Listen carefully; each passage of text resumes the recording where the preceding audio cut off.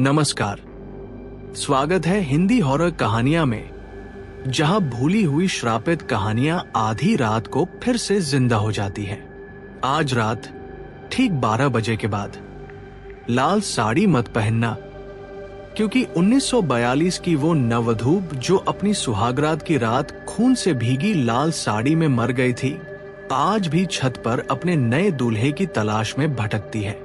उसे जिंदा जला दिया गया था, सिर्फ इसलिए कि वो लड़का पैदा नहीं कर सकी। 5 साल बाद उसकी लाश कुएं से बाहर निकली और वो अपना पेट वापस मांगने आई। काल साड़ी का श्राप, लाल साड़ी का श्राप। शुरू करते हैं, लेकिन याद रखना, अगर तुम्हें छत पर घुंघरू की आवाज सुनाई दे तो तुरंत भाग जाना।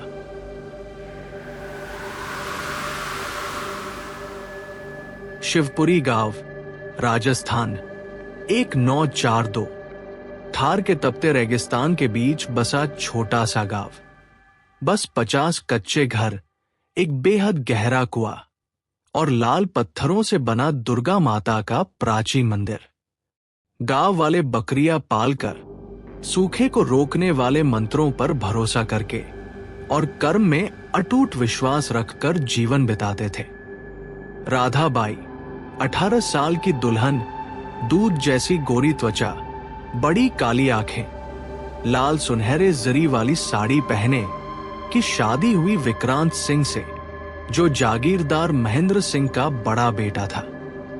शादी पूरे 7 दिन और 7 रात चली। शहनाई की गूंज पूरे रेगिस्तान में फैल गई। लेकिन सुहागरात की रात राधा बाई गायब हो गई। सुबह होते ही उसकी लाश गांव के कुएं में मिली। लाल साड़ी खून में भीगी हुई और गर्भ के 3 महीने का पेट चीर दिया गया था। महेंद्र सिंह गरज कर बोला, इसने खुदकुशी की है, लड़का नहीं पैदा कर सकती थी। उसकी मां लक्ष्मी देवी, नाक में सोने की बड़ी नथ, सांप जैसी ठंडी आंखें, ने आदेश दिया, लाश तुरंत जला दो। विक्रांत सिंह टूटकर रो पड़ा, लेकिन मां की अवहेलना करने की हिम्मत नहीं हुई। राधा बाई की देह को लाल साड़ी में लपेटकर रेगिस्तान के बीच सूखी लकड़ियों के ढेर पर जला दिया गया। थार की तेज हवा उसकी राख को उड़ाकर फिर उसी कुएं की ओर ले गई। लक्ष्मी देवी धीमे से फुसफुसाई, ये इसका ही कर्म था, इसका नाम फिर मत लेना। 5 साल बाद 1947 लक्ष्मी देवी अचानक मर गई। नाक से काला खून बह रहा था और मरते समय उसके मुंह से लगातार एक ही नाम निकल रहा था, राधा। राधा।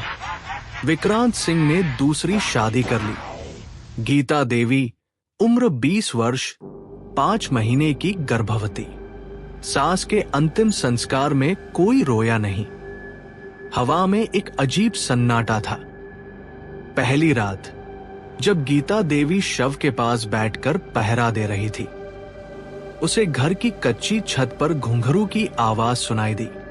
धीमी, फिर तेज, फिर धीमी और फिर कदमों की गूंज, बहुत धीमी, बहुत भारी, जैसे कोई पूरी छत पर चक्कर लगा रहा हो।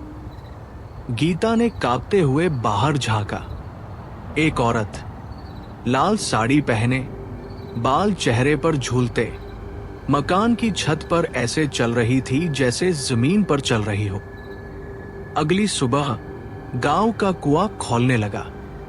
पानी पूरी तरह लाल खून जैसा हो गया और गीता देवी को लक्ष्मी देवी के तकिए के नीचे एक जली सुलगी लाल साड़ी का टुकड़ा मिला, जिस पर सुनहरे धागे से एक शब्द लिखा था, राधा।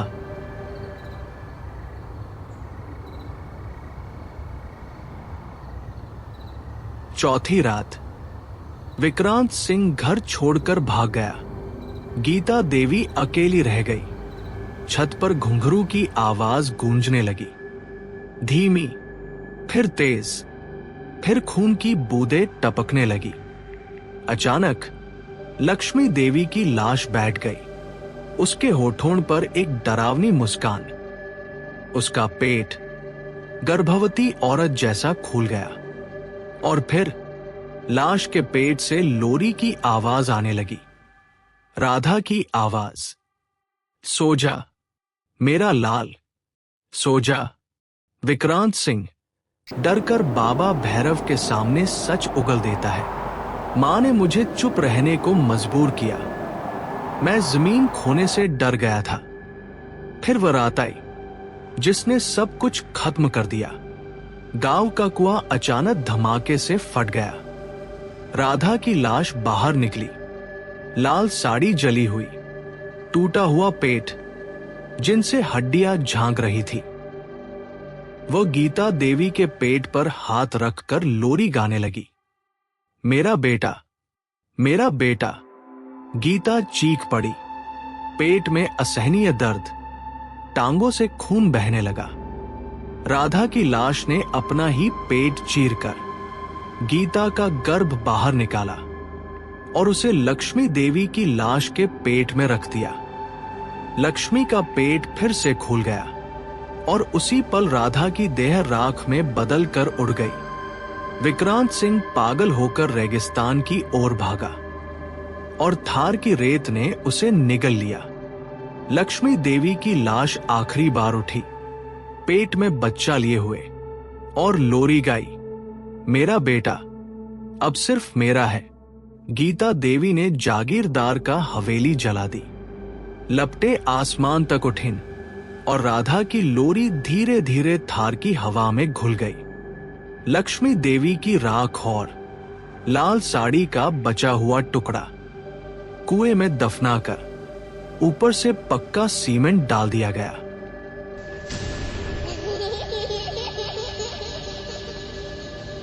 दो साल बाद शिवपुरी गांव वीरान हो चुका था। कुआं सूख गया, लाल रेत हर तरफ बिछ गई।